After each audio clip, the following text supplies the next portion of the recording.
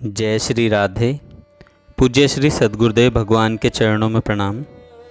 आज पूज्य श्री राधा बाबा कहते हैं, जगत के बहुत थोड़े प्राणी भगवान की दया चाहते हैं।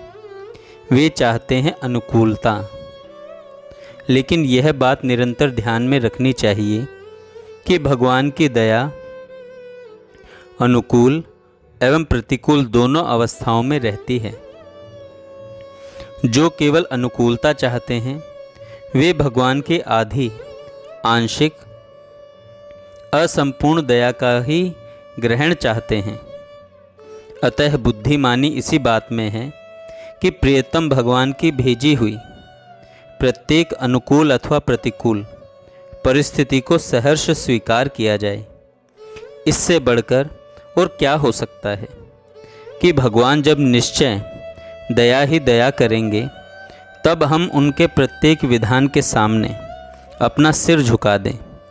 ऐसी बात आचरण में आ जानी अवश्य ही कठिन है, किंतु भगवान की दया का आश्रय लेकर ऐसा बनने की चेष्टा करनी चाहिए।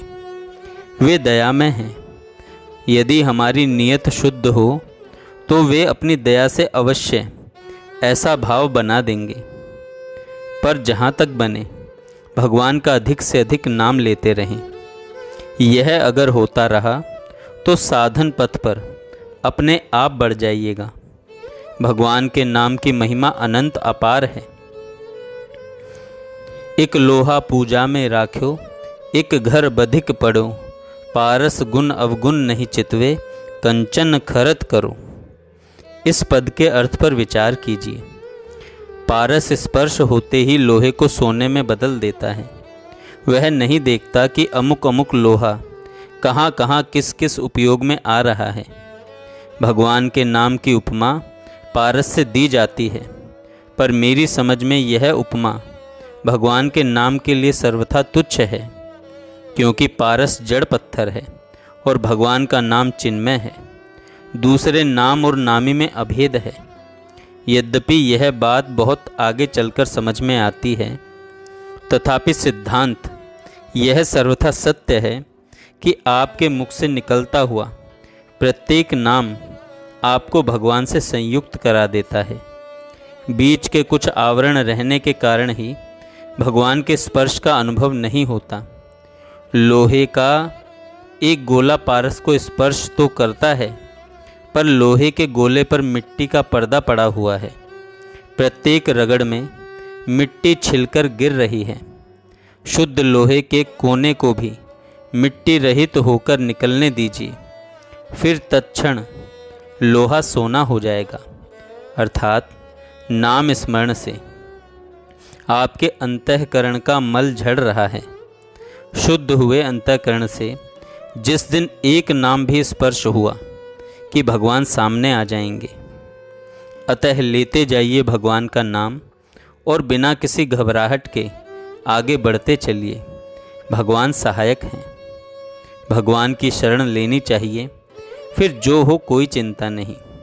भगवान मंगलमय हैं, मंगल ही करेंगे।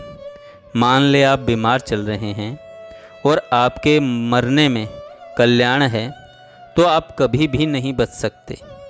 यदि जीवन दान मिलने से आपके जीवन में सुधार होना संभव होगा, तो भगवान आपकी प्रार्थना अवश्य सुन लेंगे। उस अवस्था में एक मार्केश क्या, लाखों मार्केश उनकी दया से टल जाएंगे और आपकी आयु बढ़ जाएगी। उनकी दया के बिना उनके विधान में कोई हेर फेर नहीं हो सकता। अतः सब प्रकार से भगवान की शरण में जाना चाहिए। सब प्रकार से भगवान की शरण में जाना चाहिए। सत्संग करने से मनुष्य को थोड़ी या बहुत अवश्य शांति मिलती है। श्रद्धा जिस दिन पूरी हो जाएगी, उस दिन भगवान की दया एवं भगवान दोनों ही प्रत्यक्ष हो जाएंगे। दया में भगवान से प्रार्थना करनी चाहिए, प्रभु मेरे अंतःकरण में शुद्ध दया एवं प्रेम का संचार कीजिए। वे अतिशय दयालु हैं, भक्त को कभी निराश नहीं करते। उनके यहाँ विलंब से या जल्दी सुनवाई अवश्य होती है। सुनवाई अवश्य होती है। प्रतिदिन आयु कम हो रही है, मृत्यु निकट आ रही है, इसे मत भूलें।